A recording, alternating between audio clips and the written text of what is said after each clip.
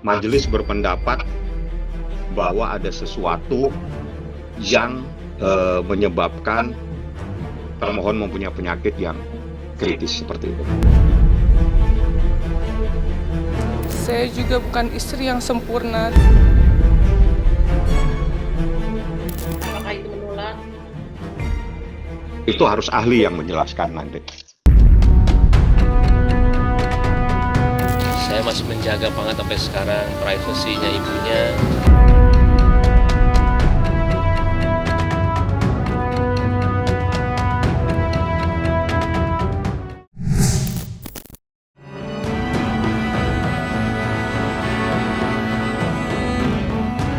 Selain terbukti berselingkuh dengan seorang pria berinisial NS, Majelis Hakim Pengadilan Agama Jakarta Selatan dalam putusannya juga menyebut jika Paula Verhoeven mengidap penyakit kritis yang tidak bisa disembuhkan secara medis. Putusan hakim tersebut sontak saja menimbulkan banyak tanya, penyakit apa yang sebenarnya diidap oleh Paula hingga divonis tidak dapat disembuhkan dari sisi medis. Dan jika benar, sejak kapan mantan model itu mengidap penyakit serius? Dan mungkinkah selain perselingkuhan, itu juga yang menjadi alasan Baim menggugat cerai Paula? Lantas, apa tanggapan Baim Wong mengenai hal tersebut?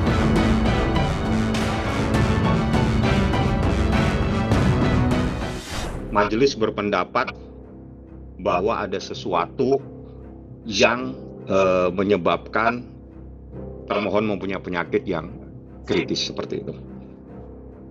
Dan itu artinya masih bisa disembuhkan, Bang? Tidak mungkin bisa disembuhkan. Berdasarkan teori tidak bisa. Apakah itu menular? Itu harus ahli yang menjelaskan nanti. Ahlinya juga sudah dipanggil, dokternya juga sudah dipanggil dan sebagainya.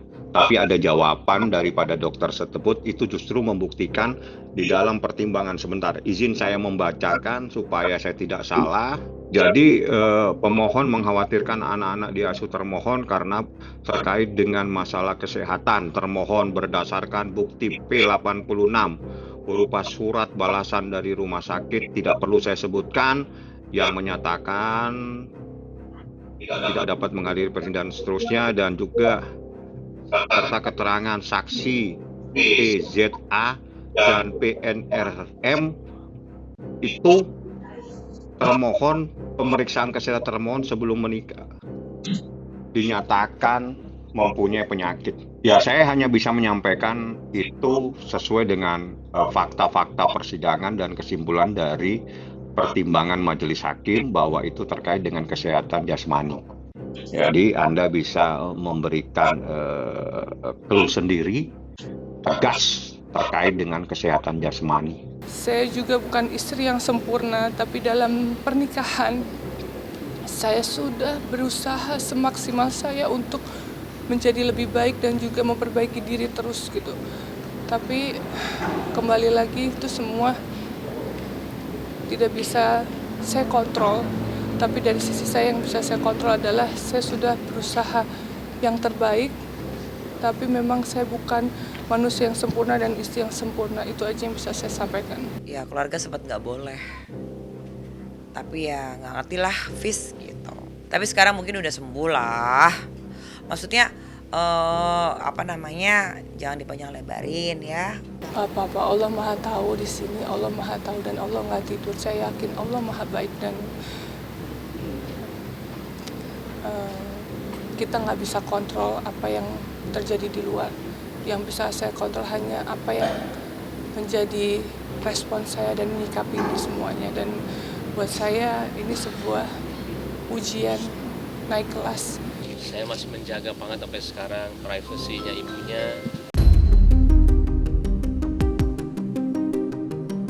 Paula Verhoeven yang tidak terima putusan hakim tidak hanya meminta keadilan pada Komisi Yudisial, tetapi juga meminta bantuan pada pengacara senior Hotman Paris Hutapea.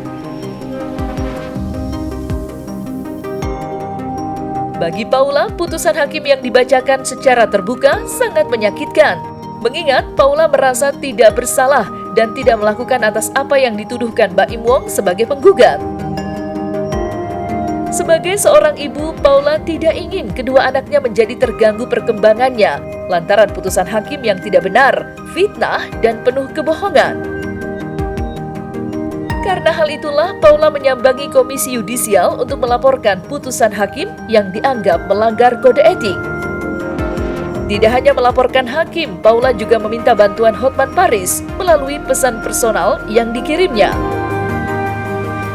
Siang Bang Hotman, semoga sehat selalu. Salam kenal, terima kasih responnya untuk membela saya. Saya terharu sekali. Jujur, saya memang terpukul disudutkan seperti ini dan dipermalukan satu Indonesia. Kalau memungkinkan, saya ingin berdiskusi juga Bang Hotman dan juga kuasa hukum saya. Karena saya pengen sekali dibantuin sama Bang Hotman. Juga mohon bantuan dan arahan baiknya. Tulis Paula melalui pesan personal Instagram pribadinya.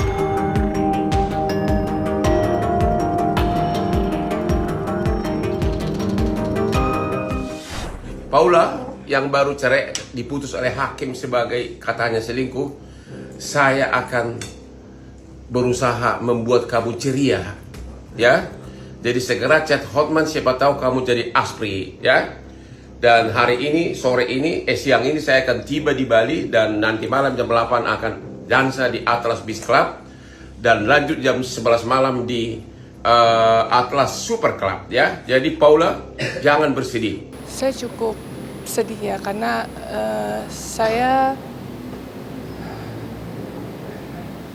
menurut saya ini fitnah ini sudah terlalu jauh ya, udah terlalu jauh, dan di sini saya punya 2 anak laki-laki.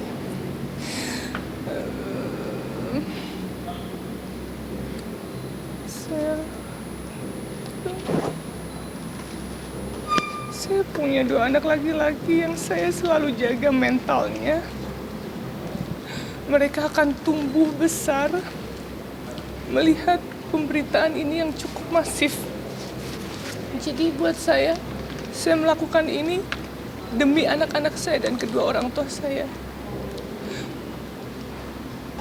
Dan saya harap semuanya, apa yang saya ucapkan ini bisa saya pertanggungjawabkan di akhirat. Ini saya lakukan demi menjaga mentalitas anak-anak saya yang masih kecil, yang nantinya mereka beranjak dewasa bisa mengakses semua berita tentang ibunya. Dan saya harap di sini saya berdiri untuk seorang ibu yang melindungi anak-anak saya gitu. Jadi saya berharap kalian semua mengerti.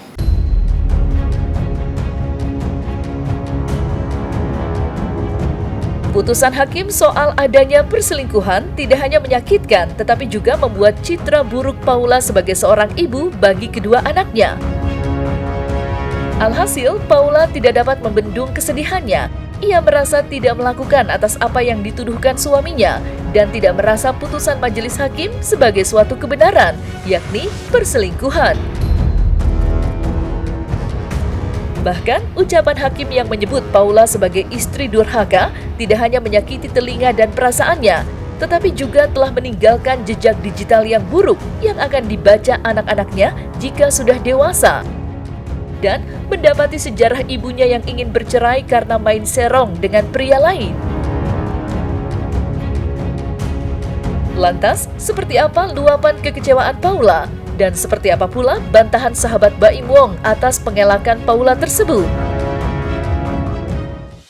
Tapi saya di sini meminta keadilan untuk hasil putusan beserta bukti-bukti yang ada. Makanya kenapa ini adalah alasan utama kenapa saya datang di komisi yudisial. Lah orang emang terbukti memang ada affair kok. Gimana sih nggak terima? Lah 73 bukti itu apa coba? 73 bukti itu sudah terbukti. Ya, ada saksi pula, kan? Dan saya pun, dan rekan artis pun ada, saya nggak bisa sebutin, itu ngelihat sendiri dengan CCTV kalau adanya perselingkuhan itu, gitu loh.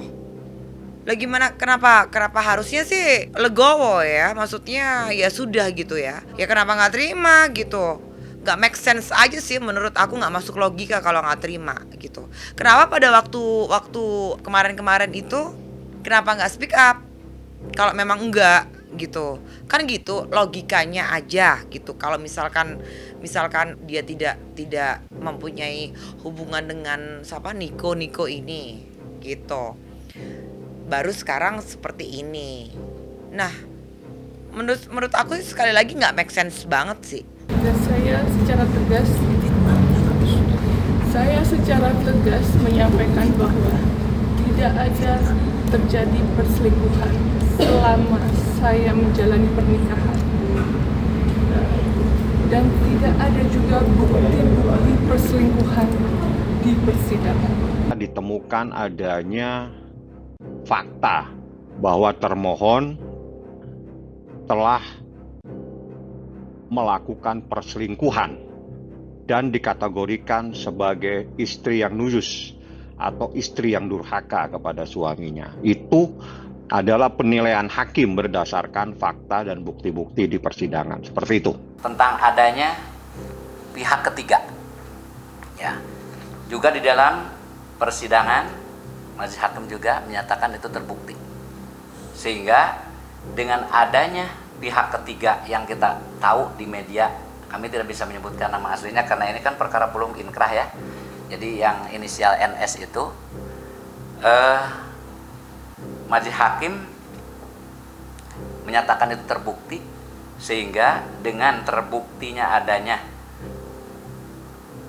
pihak ketiga dalam rumah tangga pemohon dan termohon, dalam hal ini antara termohon dengan pihak ketiga tersebut, maka pihak termohon dinyatakan sebagai istri yang nusyuz.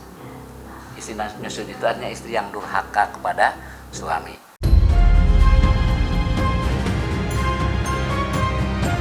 Selain terbukti telah berselingkuh, majelis hakim juga menolak tuntutan Paula Verhoeven yang meminta nafkah mut'ah sebesar 3 miliar rupiah dan hanya mengabulkan sebesar 1 miliar berdasarkan hasil pertimbangan di mana Paula terbukti berselingkuh. Atas putusan itu, Baim diharuskan membayar nafkah mut'ah hanya sebesar 1 miliar saja kepada Paula. Sedangkan untuk nafkah Ida sebesar 200 juta per bulan selama 3 bulan, serta kompensasi nafkah Madia senilai 800 juta, dan semuanya ditolak oleh hakim. Sementara untuk hak asuh anak, hakim mengakomodir usulan Baim Wong yang menginginkan kedua anaknya dibesarkan secara bersama-sama oleh kedua orang tuanya. Dengan kata lain, Baim dan Paula mempunyai tanggung jawab bersama membesarkan kedua buah hatinya dan diizinkan bertemu kapanpun mau. Keputusan hakim tersebut disambut bahagia oleh Baim. Dengan begitu, kedua anaknya tidak akan kehilangan kasih sayang kedua orang tuanya. Namun, sampai dengan saat ini, Baim belum mendapat kabar mengenai kedua anaknya yang dibawa Paula sejak seminggu yang lalu. Melalui kuasa hukumnya, Baim menyebut akan membicarakan hal ini dan langkah yang akan ditempuh seandainya Paula enggan mengembalikan kedua anaknya atau menutup pintu akses bagi Baim untuk bertemu dengan kedua putranya.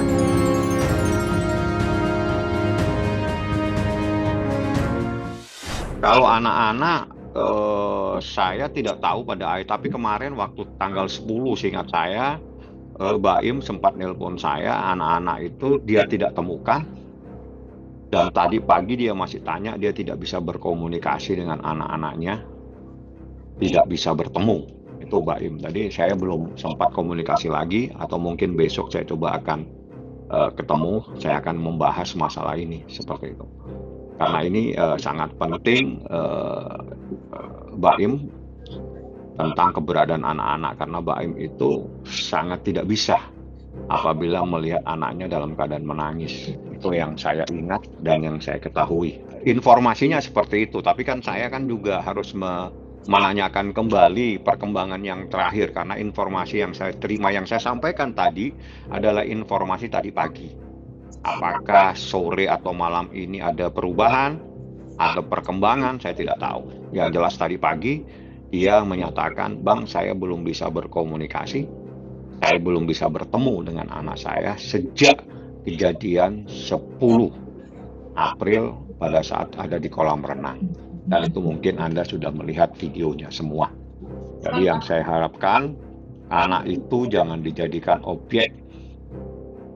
Ya, jadikanlah dia subjek hukum, dia punya hak, dia juga bisa ya untuk menolak ataupun apa, tapi mungkin bisa lah untuk bagaimana caranya kita membuat seorang anak itu tidak menolak kita. Itu kan harus ada cara-cara tersendiri gitu loh. Jangan selalu dijadikan objek anak itu, jadi harus mengikuti kemauan, itu jangan, akhirnya problem nantinya, kesian. Tapi kalau emang ada sesuatu, dicari itu penyebabnya apa, ayo diperbaiki supaya anak itu bisa menerima, anak itu bisa baik lagi dan sebagainya.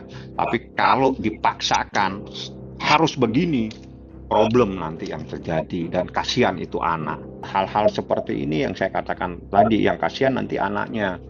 Jadi sebetulnya nggak perlu lah itu anak dijadikan dipaksa-paksa harus ikut, harus seperti ini. Kasihan itu anak. Tapi bagaimana dirayu itu anak supaya dia mengikut, bukan dipaksa ikut, tapi mengikut. Sekarang kebetulan masih sama saya, jadi sekarang saya lagi menikmati momen yang bertiga dan bersama ponakan-ponakan saya. Dan karena juga hampir 8 bulan lamanya saya tidak tidur sama mereka, dan pastinya ya mereka sangat kangen ya gitu. Dia menuntut mut'ah sebagai istri yang akan diceraikan adalah berupa uang sejumlah 3 miliar. Ya, kemudian menuntut nafkah selama idah. Jadi kan ada masa idah 3 bulan, dia menuntut nafkah idahnya 200 juta sebulan, berarti totalnya 600 juta ya.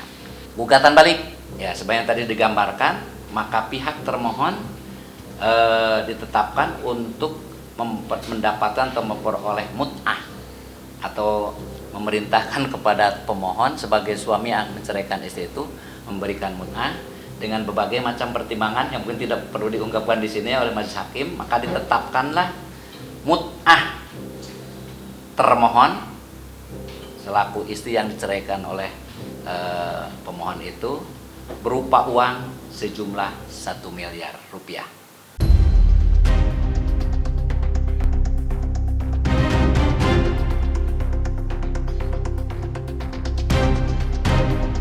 Nah, selesai sudah Cumi Lovers. Jangan lupa untuk like, subscribe, dan juga share channel YouTube Cumi Cumi.